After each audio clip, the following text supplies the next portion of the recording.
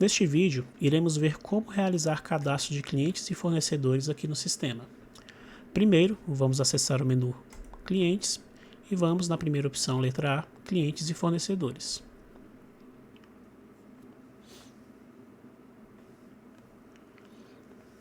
Ao abrir a tela, o primeiro campo que o sistema irá me disponibilizar para inclusão é o campo do CPF ou CNPJ desse cliente, né?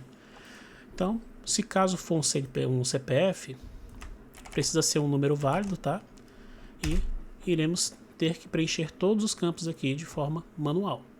Então, começando aqui, seguindo, nós temos o campo de nome, razão social. Então, exemplo, botar aqui teste, só para passar mesmo, né? Ao pressionar o Enter aqui no campo, ou clicar fora do campo, ele vai pegar a informação aqui do razão social e já vai migrar aqui para o nome fantasia, porque se tratando de CPF não tem necessidade de ter essa variação, né, do social para o fantasia. Mas caso fosse um CNPJ, podemos fazer a edição aqui do campo do nome fantasia normalmente. Seguindo, temos o campo aqui de se esse cadastro será de cliente ou fornecedor, ou ambos, né? Cliente para realização de vendas, né? Fornecedor para realização de compras e entrada de notas fiscais, né?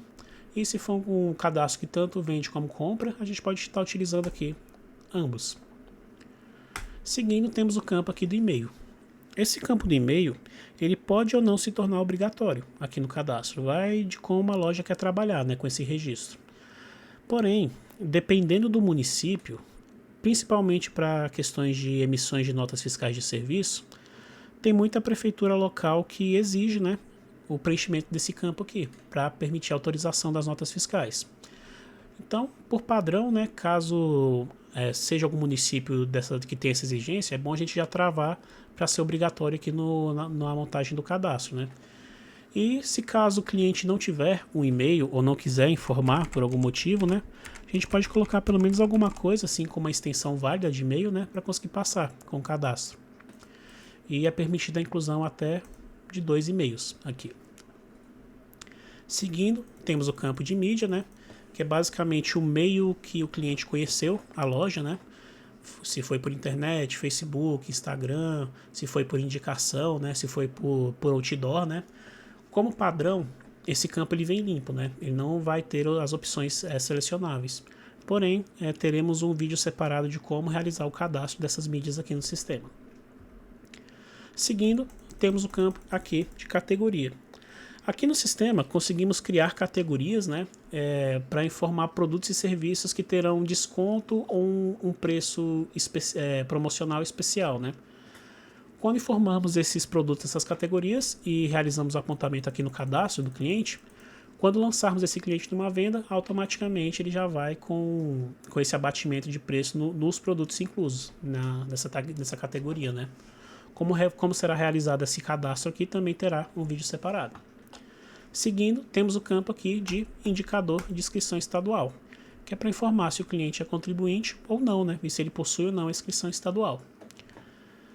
Dentro do campo teremos 3 opções. O número 1, contribuinte ICMS, onde temos que informar a inscrição estadual do destinatário, né? Contribuinte isento, onde iremos escrever o nome isento aqui na frente. E o não contribuinte, que pode ou não possuir o cadastro e a cobrança do ICMS, né? Caso o cliente tenha a inscrição estadual, deixamos o indicador no número 1 e escrevemos aqui na frente a inscrição estadual dele. Caso o cliente seja isento, segunda opção, escrevemos o nome isento. E se o cliente for não contribuinte e ter ou não a inscrição estadual, né? Se ele tiver, a gente digita a inscrição, se não, basta deixar o campo vazio. Para cliente CPF, automaticamente ele já vai puxar aqui o 9, né? Então a gente pode já manter no 9 e deixar aqui o campo vazio. Inscrição municipal, caso seja mais para a questão de CNPJ, né? Se a empresa tiver inscrição municipal, tem que ser informada, porque senão a gente não consegue fazer emissão de nota fiscal de serviço para ele também, vai dar erro lá na emissão. Seguindo, temos o campo aqui de ativo. Esse campo de ativo ele vai servir porque uma vez que incluirmos esse cadastro de cliente aqui no sistema, a gente não consegue excluir mais esse cadastro, né? Então, se caso foi feito um cadastro errado ou por algum motivo o cliente não vai mais voltar na loja, né? O que a gente consegue fazer é inativar o cadastro dele. A gente não vai conseguir lançar esse cliente mais na venda ou utilizar para relatórios futuros, né? Seguindo, temos o campo de bloqueio de vendas, que ele vai trabalhar parecido com o campo de ativo aqui, né? Mas somente para bloqueios relacionados a vendas, né? Conseguiremos inserir esse cliente lá na parte do financeiro, normalmente, contas a pagar, contas a receber, para impressão de relatórios, só vai bloquear a parte de vendas. Data de nascimento, fundação, é outro campo que é opcional aqui no sistema, tá? Vai se a loja quer ter esse tipo de controle. Na maioria dos casos é quando a loja quer ter aquele controle de aniversário de cliente, né? Para ter algum tipo de promoção especial, né? Quando é informado a data de nascimento, conseguimos tirar um relatório lá de aniversariantes do mês, né?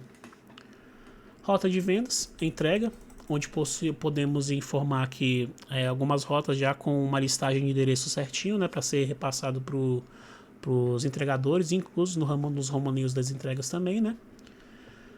Temos o campo do atendente, padrão desse cliente. Esse campo aqui do atendente, ele vai funcionar da seguinte forma. Sempre que abrimos um orçamento, uma ordem de serviço, é vinculado o nome do atendente responsável, né? E ele é feito o apontamento lá como para a parte de comissão, né? Desse atendente. Porém, se selecionarmos aqui um atendente como padrão desse cliente aqui, exemplo, o Antônio, por mais que eu esteja abrindo o orçamento, como o Antônio é o atendente padrão, default desse cliente, automaticamente o atendente responsável pela venda vai ser alterado aqui para o Antônio. Então vai ficar na responsabilidade do Antônio aquela venda. Mas também é um campo aqui opcional, tá? Só vai informar se tiver algum cliente especial que tem que ser atendido por determinado atendente, né?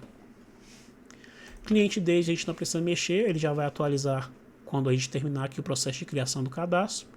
E aqui já vamos para a parte do endereço desse cliente. O endereço ele vai estar separado em endereço principal e o de correspondência, que são os mesmos campos tá, de preenchimento, que é basicamente porque se o cliente tiver um endereço de correspondência separado do principal dele, né? Mas o de correspondência não é obrigatório preenchimento, somente o principal aqui. Começamos aqui com o campo do CEP. Caso eu informe o CEP válido, o sistema já vai carregar algumas informações aqui de forma automática, né? Como a rua, o bairro, a UF e a cidade, precisando só complementar aqui o campo do número e o complemento. Esse campo do número aqui também vai se enquadrar na mesma situação lá do e-mail. Se não for informado, a gente até consegue passar com o cadastro dele aqui, né? Mas vai dar problema lá na hora da emissão de nota fiscal de serviço. Seguindo, temos o campo dos telefones, né, que podem ser inclusos até 3 telefones do cliente, sendo obrigatório o preenchimento do DDD e os números sem separação. Caso o cliente tenha um número de ramal, também pode ser informado. E também temos o campo do fax.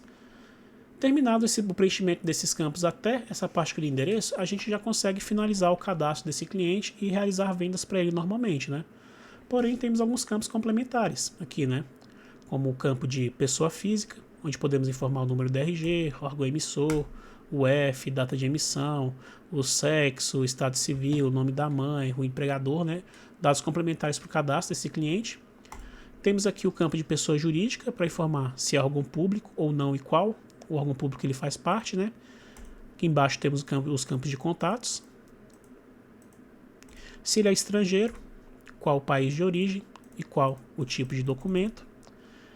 Temos o campo de observações. Essas observações elas vão ser divididas entre de vendas e geral.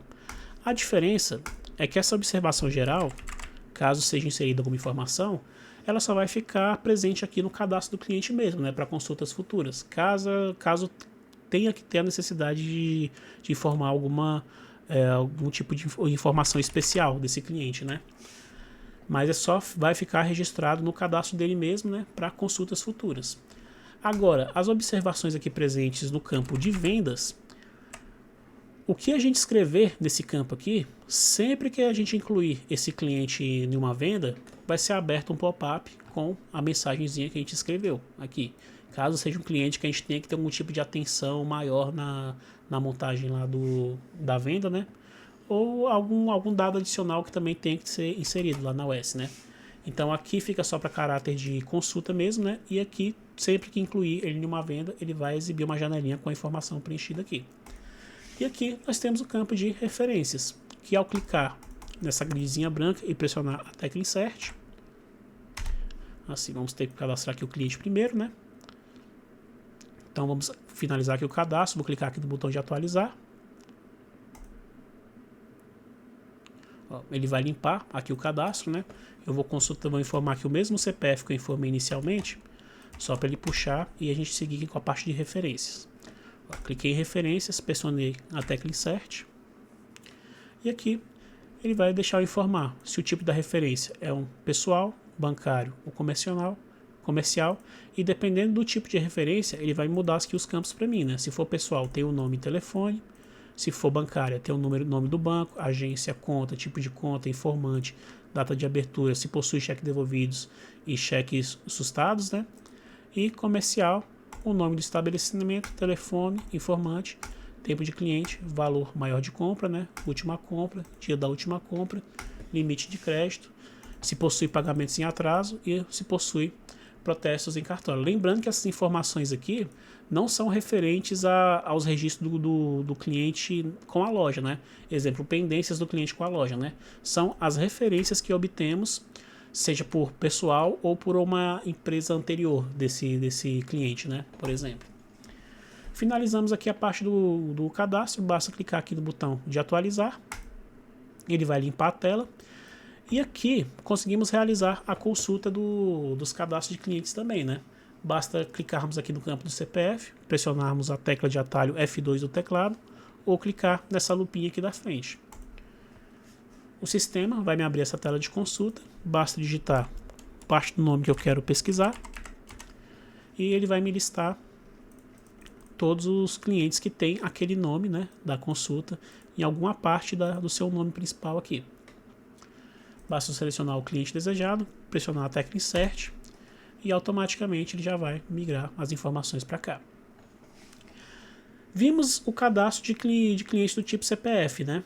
De cliente CNPJ é bem mais simples o cadastro, porque o sistema ele já faz uma consulta breve do cadastro desse cliente, né? E já traz algumas informações preenchidas de forma automática. Por exemplo, informei aqui um CNPJ, o sistema vai fazer uma consulta. E aqui, ó, ele já vai me preencher razão social, fantasia, se ele é contribuinte ou não, se ele tem inscrição estadual e já algumas informações aqui do seu endereço. Precisando só complementar aqui com, nesse caso aqui, do e-mail, né? Se ele tiver ou não. Mídia, do endereço já veio completo e, no caso, o telefone. Aí só clicar aqui no botão de atualizar, assim, informar se ele é cliente ou fornecedor, né? Vou deixar aqui em ambos e clicar no botão de atualizar. Ó, já deu aqui que o primeiro telefone tem que ser informado. Então vamos botar um telefone para esse cliente, né? Atualizar. E pronto, cliente cadastrado. Finalizando assim a tela de cadastro de clientes e fornecedores.